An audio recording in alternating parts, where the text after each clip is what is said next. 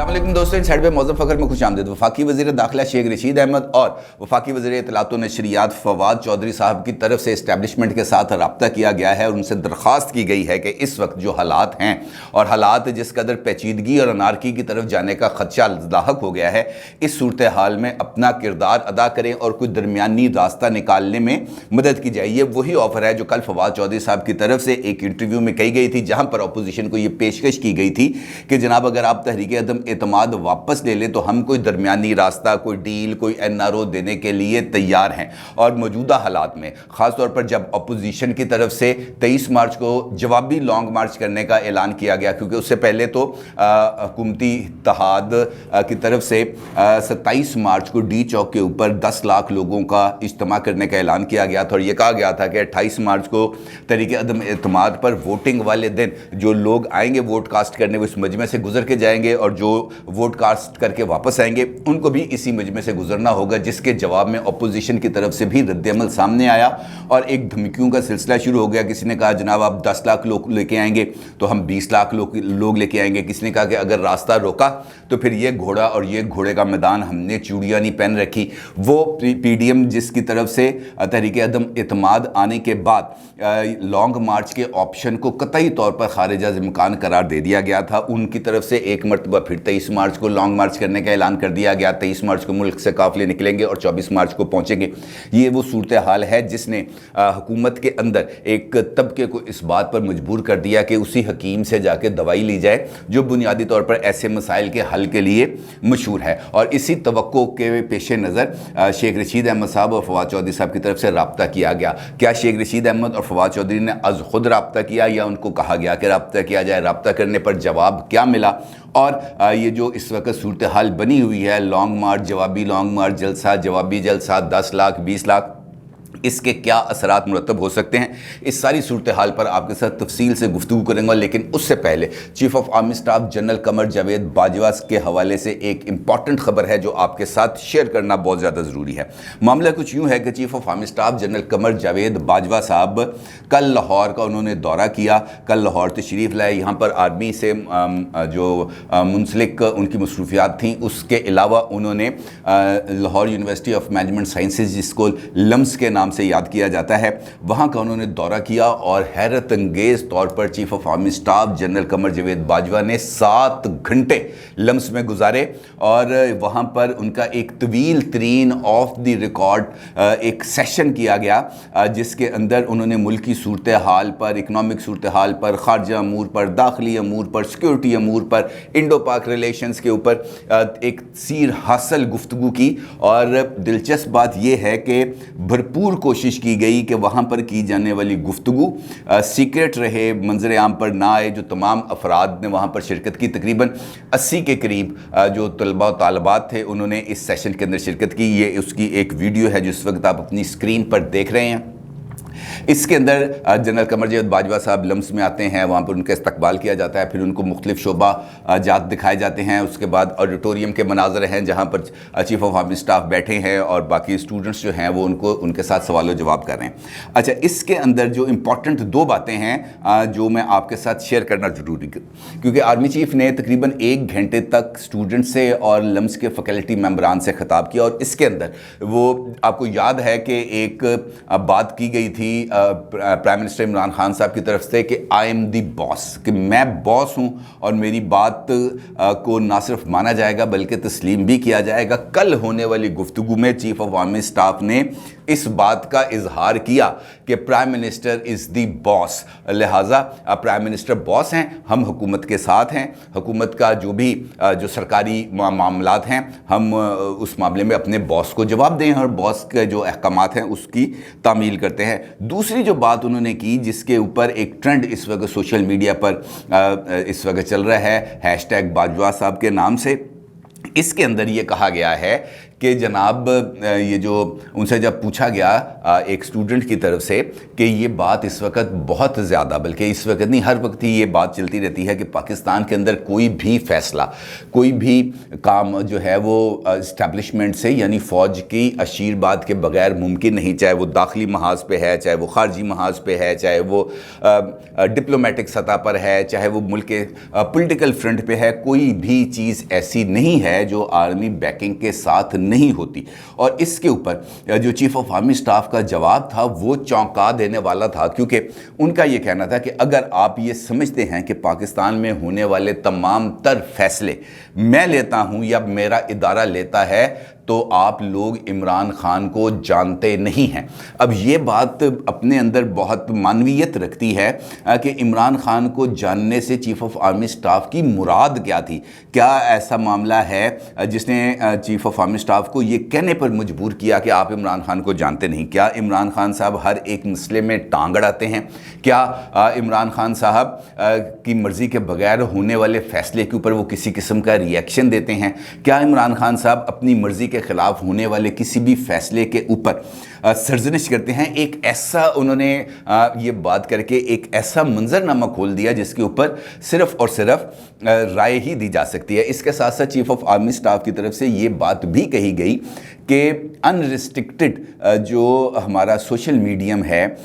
Twitter ہے، face بک ہے اور دیگر سوشل میڈیا پلیٹ فارمز ہیں، اگر وہاں پر اس کو اچھے طریقے سے ہینڈل نہیں کیا گیا اور وہاں پر جو مس انفارمیشن پھیلائی جاتی ہے اگر اس کا تدارک نہ کیا گیا تو اس کے نتیجے میں پاکستان کی یکجہتی کو، پاکستان کی سالمیت کو نقصان پہنچنے کا اندیشہ ہے، کیونکہ انفلٹرڈ جو انفارمیشن ہے وہ یقینی طور پر تباہ کن ہوتی ہے، کیونکہ اس کے پیچھے کسی قسم کی کوئی حقیقت موجود نہیں ہوتی۔ اس کویسچن آنسر سیشن کے اندر کے بعد میں نے جس طرح آپ کو بتایا کہ ایک بڑا لمبا چوڑا ٹرینڈ شروع ہو گیا، تقریباً 3,500-4 ہزار کے قریب اس کے اوپر ٹویٹ سے بتایا یہ گیا کہ وہاں پر جو لوگ تھے، میں نے مختلف ٹویٹس کے اندر یہ بات کہی گئی کہ لوگ اینٹی اسٹیبلشمنٹ سینٹیمنٹس لے کے اندر گئے اور پرو اسٹیبلشمنٹ سینٹیمنٹس لے کر باہر آئے۔ تو اس ایک ٹویٹ کے اوپر جو ایک صارف تھے ان کی طرف سے جو جواب آیا وہ بھی بہت زیادہ دلچسپ ہے، جو میں آپ کی خدمت میں پیش کرنا چاہوں گا۔ وہ یہ کہتے ہیں کہ جناب جب آپ نام، والد کا نام، پتہ، telephone number, I D card number, یہ سب کچھ آپ ہال کے اندر انٹری سے پہلے اپنے پاس اپنے ڈیٹا بینک کے اندر محفوظ کر لیں گے تو اندر سے بندے نے پرو اسٹیبلشمنٹ بن کے ہی باہر نکلنا ہے، اینٹی اسٹیبلشمنٹ بن کے باہر نہیں نکل سکتا۔ خیر، یہ جو ڈسکشن ہے اس کو اپنے طور پر مکمل طور پر آف دی ریکارڈ رکھنے کی کوشش کی گئی ہے۔ کوشش کروں گا کہ کچھ اور انفارمیشن مل جائے جو آپ کے ساتھ شیئر کروں۔ خیر، چونکہ معاملہ اس وقت اسٹیبلشمنٹ سے ریلیٹ تھا لہٰذا یہ لمس والی بات میں نے آپ کے ساتھ شیئر کر دی۔ اب معاملہ یہ بن گیا ہے اس وقت کہ وفاقی وزیر داخلہ لاہور آئے ہوئے ہیں۔ یہاں پر انہوں نے مختلف جگہوں پر مختلف تقریبات میں شرکت بھی کی ہے اور اس کے بعد انہوں نے ایک پریس ٹاک بھی کی ہے جس کے اندر انہوں نے اسی خبر کی تصدیق کی جس کا میں نے آغاز میں آپ کے ساتھ ذکر کیا گیا تھا، یعنی اسٹیبلشمنٹ کے ساتھ مدد مانگنے کی یا ان کے ذریعے کوئی راستہ، کوئی درمیانی راستہ نکالنے کی جو کوشش کی جا رہی ہے حکومتی وزراء کی طرف سے، اس پر انہوں نے بات کی۔ ان کا یہ کہنا تھا کہ امپائر پاکستان کے ساتھ ہیں، جنہیں پاکستان کی فکر ہے وہ ان کو سمجھا رہے ہیں، اپنے معاملے میں افہام و تفہیم سے حل کیا جائے، وہ جمہوریت کے سپورٹر ہیں، وہ پاکستان کے لیے سوچ رہے ہیں، وہ کسی کے ساتھ نہیں یعنی نیوٹرل ہیں، صرف اور صرف پاکستان کے ساتھ ہیں۔ ان کا یہ کہنا تھا کہ یہ جو 30 مارچ تک کا جو ٹائم ہے یہ بہت زیادہ امپورٹنٹ ہے، بہت زیادہ خطرناک ہے، بہت زیادہ زوردار ہے۔ انہوں نے کہا جی لانگ مارچ کریں، ضرور کریں، ہم نہ کسی کو روکیں گے اور نہ ہی کسی قسم کی رخنہ اندازی کی جائے گی، لیکن ملک کو انتشار کی طرف نہ لے جایا جائے، ملک کے اندر انارکی مت پھیلائیں، اس کا نتیجہ انتہائی غلط نکلے گا، بلکہ آپ کی توقعات کے برعکس نکلے گا۔ اب شیخ رشید صاحب نے وہ پیغام جو انہوں نے اسٹیبلشمنٹ کو دیا تھا، اسٹیبلشمنٹ کی قیادت کو دیا تھا، وہ پیغام انہوں نے آج ایک مرتبہ پھر لاہور کے اندر پریس کانفرنس کرتے ہوئے دیا۔ اب بنیادی طور پر اس ساری گفتگو کے اندر ایک سوال پیدا ہوتا ہے۔ سوال یہ پیدا ہوتا ہے کہ تحریک عدم اعتماد اپوزیشن کی طرف سے جو پیش کی گئی وہ ایک جمہوری عمل ہے، آئین کے اندر موجود ہے، اس کے لیے کوئی غیر آئینی راستہ نہیں۔ یہ بات بھی درست ہے کہ آئین کے اندر فلور کراسنگ یعنی ڈیفیکشن کے حوالے سے قواعد بھی موجود ہیں اور اس کی سزا بھی موجود ہے، لیکن جو فیصلہ ہے وہ ہونا ہے پارلیمنٹ کے اندر۔ لیکن یہ ایک دلچسپ بات ہے کہ اس وقت اپوزیشن یہ چاہتی ہے کہ یہ معاملہ سڑکوں پر طے نہ ہو بلکہ پارلیمنٹ کے اندر طے ہو، اور یہ پی ٹی آئی شاید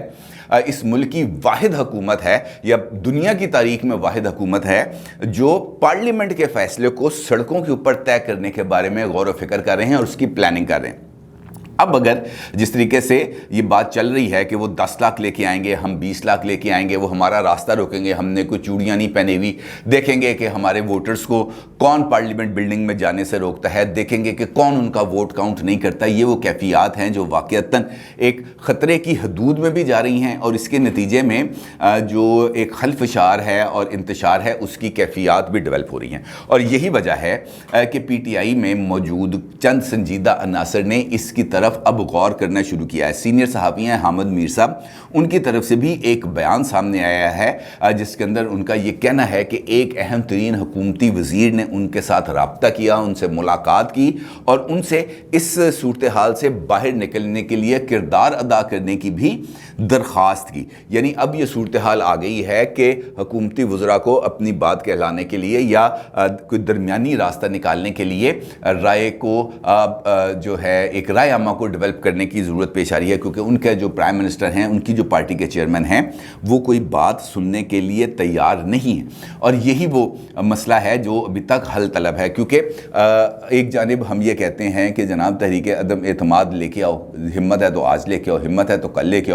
کے آؤ 2 دن میں نپٹا دیں گے۔ جب آ جاتی ہے پھر ہم یہ کہتے ہیں کہ جناب یہ تحریک عدم اعتماد آ گئی ہے، اب ہم اس کا فیصلہ جلد از جلد کریں گے، ہم اس کو جلد از جلد نپٹا دیں گے، اپوزیشن کے پاس تو نمبرز ہی پورے نہیں ہیں۔ پھر جب اپوزیشن اپنے مسلز دکھاتی ہے تو پھر ہم یہ کہتے ہیں کہ جناب اب ہمارے لیے جو ووٹ ہیں ان کو توڑا جا رہا ہے، ہماری جو نمبرز گیم ہے اس کو چینج کیا جا رہا ہے۔ جب اتحادیوں کے ساتھ بات ہوتی ہے اور اتحادیوں کی طرف سے اس بات کا اظہار ہوتا ہے کہ جناب اتحادی اپنی وفاداری یا اپنی سٹینڈنگز کو تبدیل کرنے کے لیے تیار ہیں، تو پھر وہ وزیر اعظم جو اپنے قریب ترین رفقا کے جنازے پر شرکت نہیں کرتے تھے، جو ان کی تعزیت کے لیے، نعیم الحق صاحب مثال ہیں، ان کی تعزیت کے لیے ان کے گھر نہیں جاتے تھے بلکہ ان کے ورثاء کو پرائم منسٹر آفس بلا کر ان کے ساتھ تعزیت کرتے تھے۔ کل سب نے دیکھا کہ وہ پارلیمنٹ لاجز میں گئے، پارلیمنٹ لاجز میں جا کر کبھی فہمیدہ مرزا سے ملے اور کبھی خالد مکسی صاحب سے ملے، جو بلوچستان عوامی پارٹی کے جو پارلیمنٹ لیڈر ہیں نیشنل اسمبلی کے۔ بھاگ دوڑ تو پرائم منسٹر کر رہے ہیں، لیکن بہتر یہ تھا کہ سیاسی معاملے کو سیاسی طریقے سے حل کرنے کی کوشش کی جاتی، لیکن ہو اس کے بالکل الٹ رہا ہے، اور یہی وہ پوائنٹ ہے جہاں پر آ کر پاکستان کے اندر اب انتشار کی بات ہو رہی ہے۔ شیخ رشید احمد کی یہ جو گزارش ہے، یہ جو درخواست ہے، میں اس کو بالکل درست سمجھتا ہوں، کیونکہ وہ سیاست کو بھی جانتے ہیں، اور یہ جو غلام گردشیں ہیں جو شروع ہوتی ہیں گیٹ نمبر 4 سے اور جاتی ہیں پرائم منسٹر آفس تک، ان غلام گردشوں کے، ان غاروں کے، ان پتلی گلیوں کے وہ سارے رازدان بھی ہیں، ان کو سارے راستے بھی پتہ ہیں۔ انہیں پتہ ہے کہ اگر ایسی کیفیت پیدا ہو جاتی ہے، اگر اس طرح کی کیفیت پیدا ہو جاتی ہے کہ اپوزیشن بھی سڑکوں پر ہوگی اسلام آباد میں اور حکومت بھی سڑکوں پر ہوگی اسلام آباد میں، اور وہاں پر کوئی تصادم کی کیفیت بنتی ہے، تو نہ اپوزیشن کا فائدہ ہوگا نہ حکومت کا فائدہ ہوگا، بلکہ وہ جو 10 سال کے خدشات کا اظہار کرتے رہتے ہیں صرف وہی ایک پرپز سرو ہوگا۔ لیکن اس وقت ان کی اس بات کو سمجھنے کے لیے شاید کوئی تیار نہیں، کیونکہ پہل جس کی طرف سے کی گئی ہے، جس کی طرف سے 10 لاکھ لوگوں کو جمع کرنے کا اعلان کیا گیا ہے، جس کی طرف سے یہ دھمکی دی گئی کہ کوئی یہاں سے گزر کے دکھائے، جب تک وہ اپنی کال کو واپس نہیں لیتا اس وقت تک صورتحال آگے نہیں بڑھ سکتی۔ دوسری جانب یہ پیشکش کی گئی ہے، جس طریقے سے میں نے آپ سے گفتگو کے آغاز میں کہا تھا کہ حکومتی وزراء کی طرف سے اسٹیبلشمنٹ سے رابطہ کیا گیا ہے اور ان سے یہ کہا گیا ہے کہ ہمارے لیے کوئی درمیانی راستہ اختیار کریں، اور اس کے اندر جو حکومتی وزراء ہیں انہوں نے اسٹیبلشمنٹ کو پیشکش کی ہے کہ آپ ہماری طرف سے اپوزیشن کو اس بات کی گارنٹی دیں کہ ہم سال 6 مہینے کے اندر قبل از وقت الیکشن کرانے کے لیے تیار ہیں، منیمم 6 ماہ کے بعد، اور زیادہ سے زیادہ 1 سال کے اندر اندر ہم یہ الیکشنز کروا دیں گے۔ اور اگر اس معاملے پر اپوزیشن راضی ہوتی ہے اور آپ اگر اس کے اندر کوئی ثالثی کا فریضہ ادا کرتے ہیں تو ایک ریٹن ایگریمنٹ کے لیے بھی تیار ہیں، ان کو ہر طرح کی گارنٹی بھی پرووائڈ کی جا سکتی ہے۔ اب دیکھنا یہ ہے کہ اسٹیبلشمنٹ ان کے اس کہنے پر جو اپنا نیوٹرل پوسچر ہے اس کو ختم کر کے دوبارہ سیاسی معاملات کے اندر اپنا کوئی رول ادا کرنے کے لیے تیار ہوتی ہے، یا سیاسی لڑائی کو سیاسی میدان میں لڑنے کی ہدایت کرتی ہے، یا لڑائی کا انتظار کرتی ہے جو ڈی چوک پہ ہوگی۔ اپنی رائے کا ضرور اظہار کیجیے گا۔ آپ کا بہت شکریہ۔ اللہ حافظ۔